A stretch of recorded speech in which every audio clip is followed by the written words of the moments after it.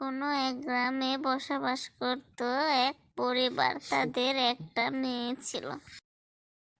ঋতু, মা, তাড়াতাড়ি ঘুম থেকে উঠো, অনেক বেলা হয়ে গেছে। কি হয়েছে আম্মু, এত সকাল সকাল ডাকছো কেন? অনেক কাজ পড়ে আছে বাইরে, দিনের অবস্থা ভালো না, মনে হচ্ছে বৃষ্টি হবে।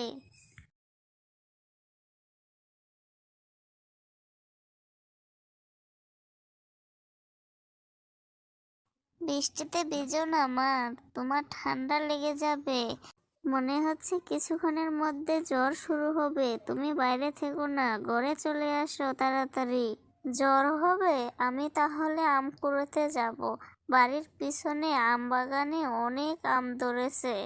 না, ওইখানে আম কুড়ানো লাগবে না। ওইখানে একটা রাক্ষস আছে, জ্বর উঠলেই আসে। এতদিন ধরে আমি এখানে বন্দি আছি, এখানে একটি মানুষও আসে না আমার ভয়ে। কবে আমি মুক্তি পাবো? কে এসে আমাকে মুক্তি করবে? আমার আর এখানে ভালো লাগে না থাক।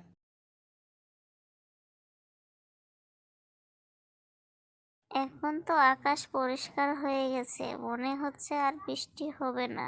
আমি গিয়ে আম কুড়িয়ে নিয়ে আসি। ওরে বাবা, কত আম পড়ে আছে! এখানে একটা মানুষও মনে হয় আসেনি, আমি আসলাম। এই কথা বলে আম কুড়াতে থাকে আর সেখানে ভূত চলে আসে। কে তুমি? তোমার এত বড় সাহস, তুমি জঙ্গলে আম কুড়োতে এসেছো? তুমি কি আমার কথা শোনোনি? তুমি কি জানো না এই আম বাগানে একটি রাক্ষস থাকে? হ্যাঁ, আমি জানি এখানে একটি রাক্ষস থাকে, কিন্তু তোমাকে দেখে তো মনে হচ্ছে তুমি অনেক ভালো। আমি তোমাদের মতনই সাধারণ মানুষ ছিলাম। একদিন ঝড়ের রাতে এখানে আম কুড়াতে আসে, এসে ডাইনির সাথে দেখা হয়। ডাইনি আমাকে অভিশাপ দেয়।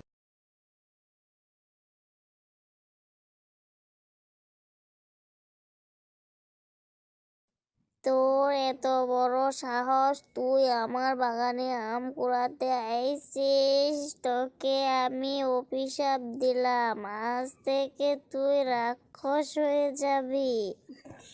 না না ডাইনি, তুমি আমাকে রাক্ষস বানিয়ে দিও না। আমি ভুল করে চলে এসেছি। আমি জানতাম না এটা তোমার আম বাগান। তুমি এত বড় শাস্তি আমাকে দিও না। না, আমি তোর কোনো কথাই শুনবো না। তুই আমার বাগানে এসে বেয়াদবি করেছিস, তোকে আমি রাক্ষস বানাবোই।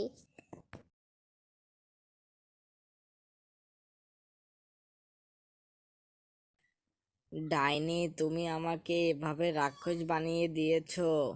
এখন আমি এই রাক্ষস থেকে মুক্তি কিভাবে পাবো, তুমি আমাকে বলে যাও। এখানে তো কোনো মানুষ আসে না আম কুড়াতে। যদি কখনো কোনো মানুষ আসে আর তোকে ছুঁয়ে দেয়, তাহলে তুই আগের মতন হয়ে যাবি। এরপর থেকে আমি রাক্ষস হয়ে জঙ্গলে থেকে যাই, এখানে কেউ আসে না। যদি আমার জন্য তুমি আগের রূপ ফিরে পাও, তাহলে আমি তোমাকে ছুঁয়ে দিচ্ছি। তুমি আমার কোনো ক্ষতি করবে না তো? না না, আমি তোমাকে ক্ষতি করতে যাব কেন? তুমি যদি আমাকে ছুঁয়ে দাও তাহলে তো আমি আগে ডুবে ফিরে আসবো, তাতে তো আমারই ভালো। এই গহীন জঙ্গলে কেউ আসে না, আজকে তুমি আসলে। তুমি যদি চাও তাহলে আমাকে ছুঁয়ে দাও, দিলেই আমি আগের রূপে ফিরে আসবো। আচ্ছা ঠিক আছে, আমি তোমাকে ছুঁয়ে দিচ্ছি।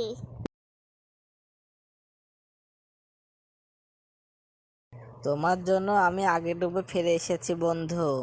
তোমার কথা আমি কোনোদিনও ভুলবো না। আজকে থেকে তুমি আর আমি দুজন বন্ধু হয়ে গেলাম। চলো তাহলে আমরা এখান থেকে চলে যাই বাড়িতে।